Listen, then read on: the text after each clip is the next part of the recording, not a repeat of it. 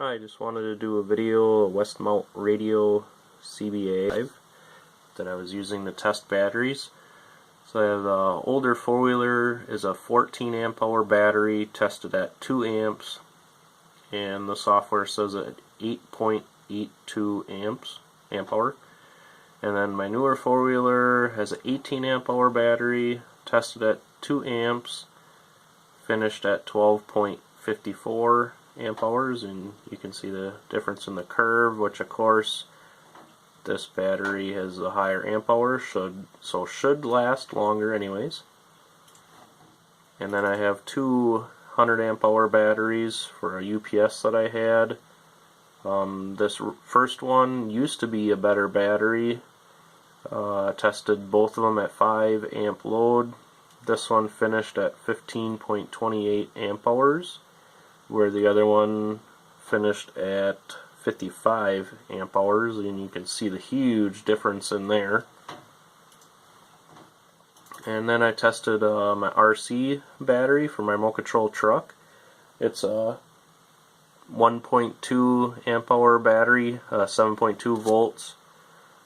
Tested that at 1 amp, and that finished at 0.74. So that's still pretty good. It's been a while since I used it, so it was just charged it up on there. And then I was testing my truck batteries. I have a 2006 F250 with the Ford Motorcraft batteries, BXT-65-850. Those I bought January of 2016. And you can see that they tested pretty close together. This in the beginning here, I think that was just because I was touching the wires, moving them around a little bit. And then I had a bunch of 7 amp hour batteries from a UPS. These two down here were brand new batteries, never installed yet. So you can see how good those are. Though one ended up at 4.69 and the other one was 4.78. And then these two green ones here, this is the first time I tested the battery, recharged it, and this is what I got the second time.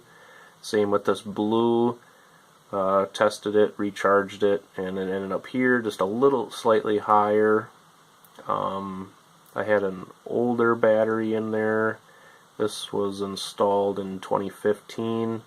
This was at 2 amp hours. So they're all pretty close to the same. This was all at 3.5 amp load on everything, which you're never going to get your amp hours out of those small batteries at a high amp like that.